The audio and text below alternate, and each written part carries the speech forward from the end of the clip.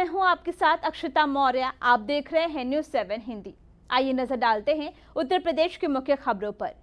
उत्तर प्रदेश सरकार ने 9 जुलाई को जन सहभागिता के जरिए एक दिन में 37 करोड़ पौधे लगाने का लक्ष्य निर्धारित किया है।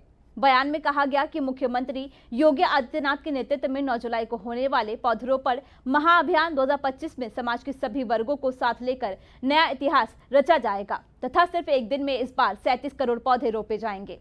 सीएम योगी की वन नीति से साल दर साल नया कीर्तिमान स्थापित कर रहा है। उत्तर प्रदेश इस बार भी अभूतपूर्व इतिहास रचेगा। योगी के आह्वान पर जनप्रतिनिधि, राजकीय कर्मचारी, स्वयंसेवी संस्थाएं, अधिवक्ता, चिकित्सक समेत समाज का हर तबका जुड़ेगा।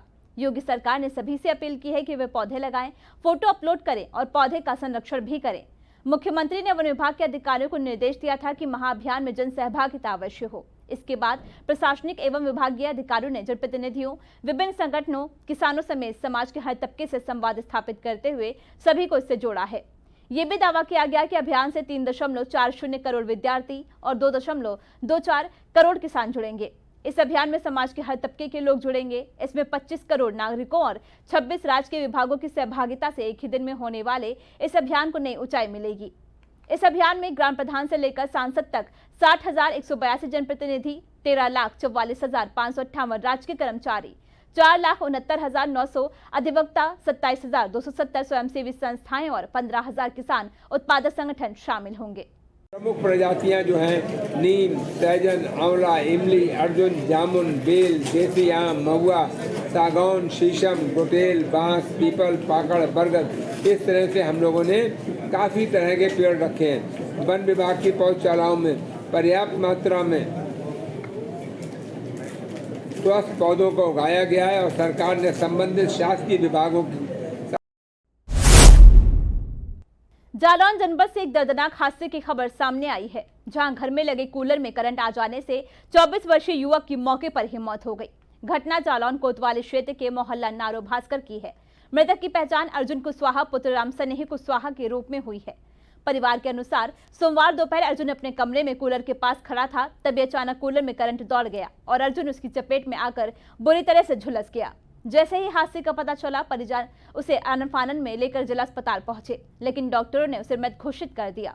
घटना की जानकारी मिलते ही जालौन कोतवाली पुलिस मौके पर पहुंची और शव को कब्जे में लेकर पोस्टमार्टम के लिए भेज दिया है। पुलिस पूरे मामले की जांच कर रही है। स्थानीय लोगों के अनुसार अर्जुन कुशवाहा एक शांत और मेहनती युवक था। उसकी अचानक मौत से मोहल्ले में मातम पसरा हुआ है। बड़ी संख्या में लोग अर्जुन के घर पर जमा हो गए हैं और परिजनों को ढंढास बंधा रहे हैं। बताया जा रहा है कि कूलर में वायरिंग की समस्या या अर्थिंग की कमी के चलते उसमें करंट दौड़ा, जिससे यह हादसा हुआ है। फिलहाल परिजनों का रो रो कर बुरा हाल है और पूरे मोहल्ले में शोक की लहर है। सीएससी जालौन में करंट लगने का एक मामला सामने आया, क्या कुछ घटनाक्रम है, उस पर क्या कार्रवाई है?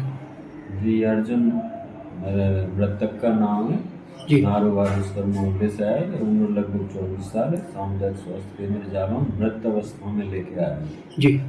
इसके उपरांत उसको चेक किया गया, क्योंकि मरीज में कुछ था नहीं, इसलिए हमने आगे की कार्रवाई के लिए पुलिस को सूचना भी दी है, जो कि पोस्टमार्टम के बाद बताया जाएगा कि मृत्यु किस कारण। सावन पर्व को देखते हुए आनंदेश्वर परमठ मंदिर की सुरक्षा व्यवस्था को लेकर पुलिस प्रशासन सतर्क है। इसी कड़ी में एसीपी कर्नलगंज अमित चौरसिया ने मंदिर का दौरा किया। उन्होंने मंदिर के महंत अरुण भारती से मुलाकात कर सौहार्दपूर्ण वार्ता की।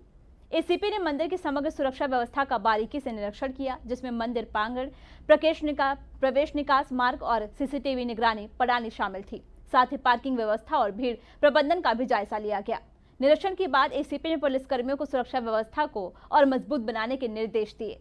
उन्होंने कहा कि सावन में मंदिर के पास गंगा किनारे बैरिकेडिंग लगाई जाएगी। किसी भी श्रद्धालु को दर्शन करने में परेशानी ना हो सके, इसका विशेष ध्यान रखा जाएगा।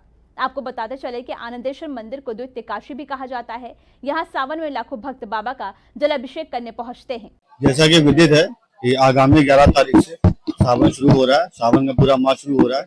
इसमें इस सावन में 4 सोमवार हैं और ये बहुत ही पूज्य मंदिर है यहाँ कानपुर का, जिसके दृष्टिगत यहाँ पे बहुत अत्यधिक भीड़ रहती है। उसी भीड़ के समुचित प्रबंध के लिए उत्तर प्रदेश के बलरामपुर में जबरन इस्लामिक कन्वर्जन कराने वाले गिरोह के मास्टरमाइंड छांगुर उर्फ जलालुद्दीन पर सरकार और प्रशासन ने बड़ी कार्रवाई शुरू कर दी है। जहां एक और यूपी एटीएस ने उसे गिरफ्तार कर पहले ही सलाखों के पीछे पहुंचा दिया है, वहीं अब जिला प्रशासन ने उसकी आलीशान कोठी को अवैध करार देते हुए उस पर बुलडोजर चलाने की तैयारी शुरू कर दी है। बलरामपुर जिले के अतरौला तहसील के मधपुर ग्राम सभा में स्थित इस कोठी पर प्रशासन ने छांगुर की सहयोगी नीतू उर्फ नसरीन के नाम से नोटिस चस्पा किया है, जिसमें 7 दिनों के भीतर अतिक्रमण हटाने का आदेश भी दिया गया है। बताया जा रहा है कि ये कोठी घाटा संख्या 337/337 के पूरे 0.0060 हेक्टेयर रकबे पर बिना किसी वैध अनुमति के बनाई गई है। थाना अतरौला के प्रभारी अवधेश राज सिंह के मुताबिक एटीएस और उच्च अधिकारियों के निर्देश पर पूरी कार्रवाई प्रक्रिया के तहत ये कार्रवाई की जा रही है। गौरतलब है कि छांगुर पर आरोप है कि वह गरीब लड़कियों और कमजोर वर्ग के लोगों को पैसे का लालच देकर उनका जबरन इस्लामिक धर्म में कन्वर्जन कराता था। कन्वर्जन के बदले में वे प्रति व्यक्ति को 8 से 16 लाख रुपए तक की रकम देता था, लेकिन जिनका धर्म परिवर्तन जबरन या धोखे से कराया जाता था उन्हें कोई पैसा नहीं मिलता था।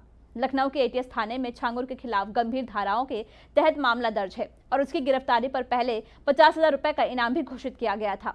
एटीएस की जांच में सामने आया है कि ये कोई मामूली मामला नहीं है, बल्कि एक सुनियोजित अंतर्राष्ट्रीय रैकेट का हिस्सा है।